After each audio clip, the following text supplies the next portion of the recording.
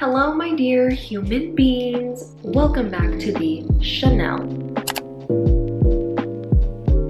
So today I am just in a chatty mood. I'm hanging out here with my cat. A lot of you guys asked questions about him. His name is Kona. As you returning viewers know, I just moved back to California about 1.5 months ago after 3 years of living in Tokyo, Japan. While I was living in Tokyo, I made several videos just kind of going over my experience of what it was like living in Tokyo, the culture shock that I faced, the pros and cons of living there. So I'll have all those videos linked down below if you guys are curious. But since I'm feeling so chatty, something that I thought would be kind of interesting to talk about is like the phenomenon of reverse culture shock, because it's tripping me out, my dude. I faced a little bit of culture shock when I came back to California 2 years ago, pre-panini, pre-pandemic Lovato, if you will. And I remember it being pretty bad that time. I've been living in Tokyo for about a year up until that point, and this time around it has been 2 years since I've been back in America. So actually coming back and living here again, the culture shock has been real. So I just thought we'd talk about it because reverse culture shock is such a bizarre and like particular experience. If anyone else has dealt with this, you know that it's just like such a weird like mind of a feeling. You're returning to your country that is supposedly home, like you were born and raised there, but to come back to your home and still feel like a foreigner and feeling like so out of place is just plain weird. But anyway, let me tell you, I have been experiencing the culture shock literally since I landed, and I've just been like jotting them down in my phone so I don't forget. But oh yeah, look at my phone case. Gotta pay homage to Cinnamon. Let me just start listing through these because I just need to get them off my chest. So the very first reverse culture shock that I experienced, I literally experienced this the second I stepped off the plane. When I used the restrooms at LAX airport, it was just straight up disgusting.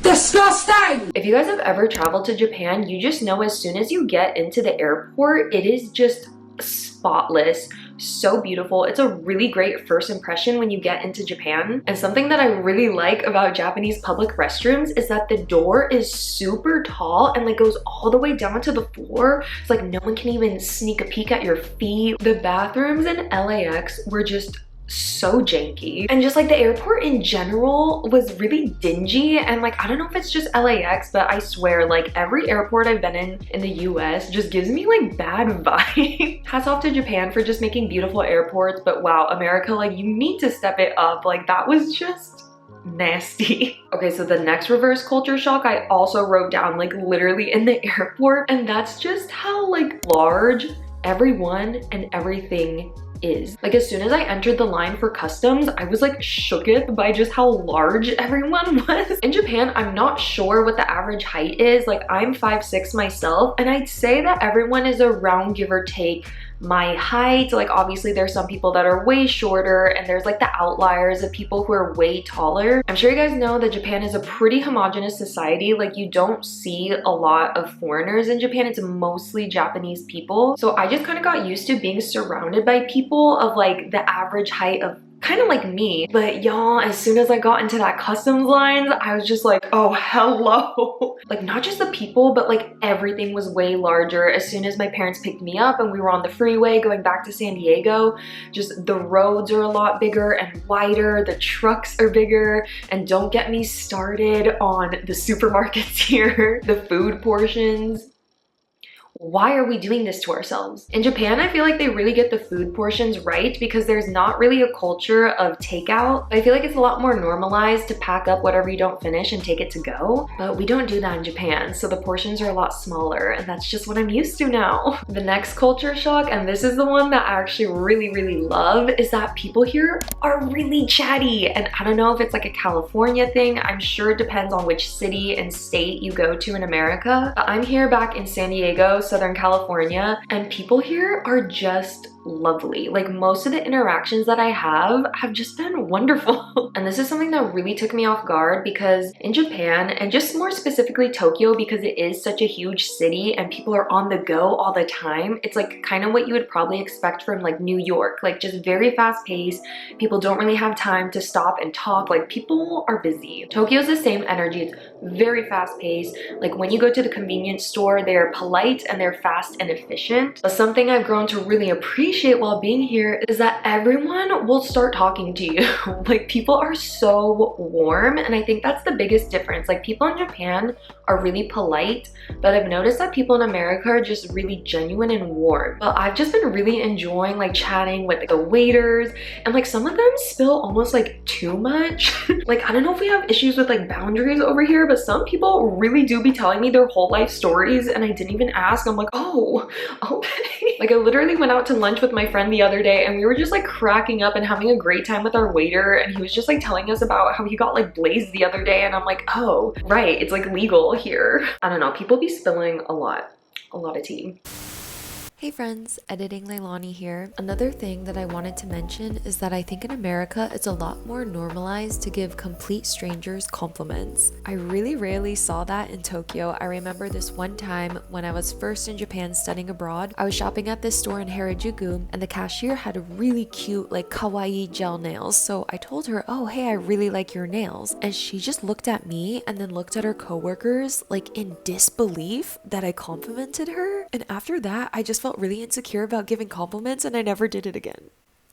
But I feel like in America, you have a lot more fun exchanges. Like, I'll always compliment the cashier, like, oh my God, I love your purse. And they'll be like, oh my God, I love your hair. And you're just like, oh my God, you know? The next culture shock that I know a lot of other people experience when they come from Japan to America is that I'm just not as active here.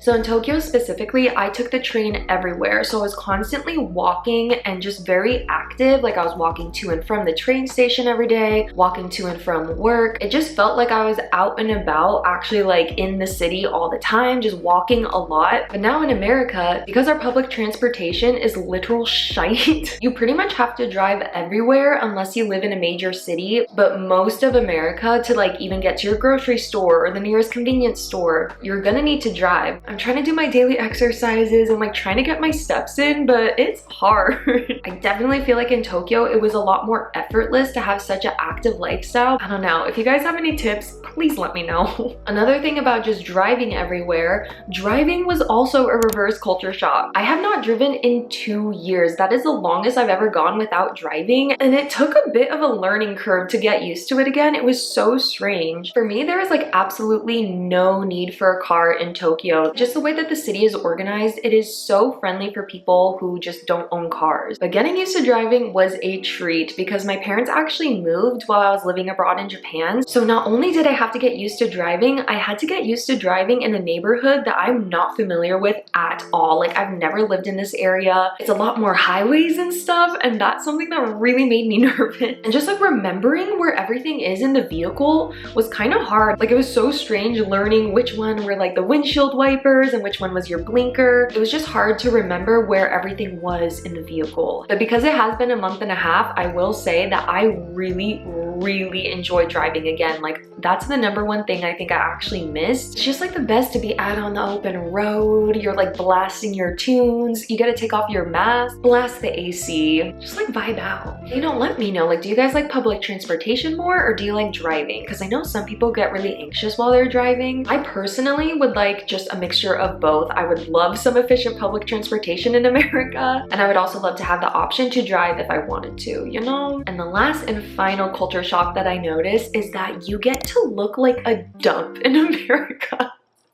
Is that mean to say? No shade to us Americans, but I feel like most of the time people don't really put an effort into their appearance.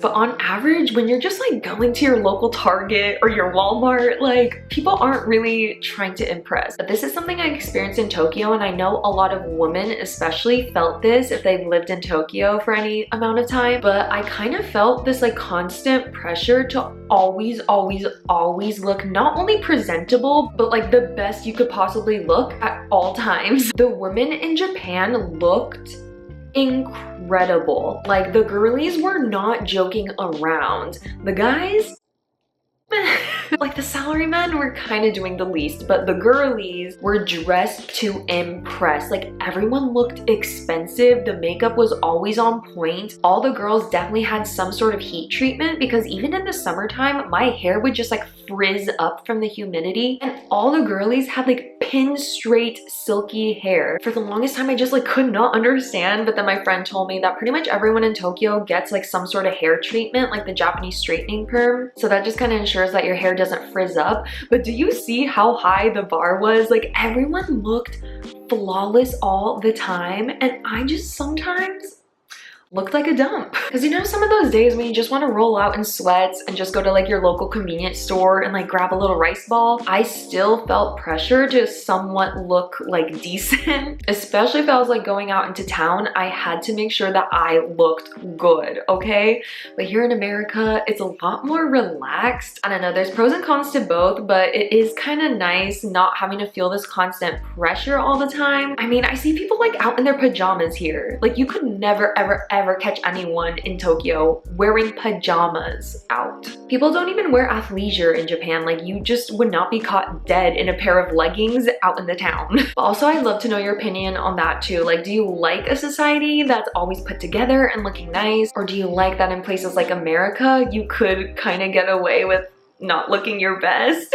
All right, so that was my whole list of reverse culture shocks. So I hope you guys found this entertaining or insightful. But I would love to hear from you guys and what your experiences are. Like, have you ever gone to Japan and experienced culture shock and realized some things when you went back home? Like, did it make you look at your home country in a different light? Please leave a comment because it's so fun for me to go through these and just kind of see what kind of shared experiences we all have. So thank you so much for listening to me ramble and go on. I'm going to chill with my cat now. He is knocked the F out. So I will see you guys next time. Bye bye.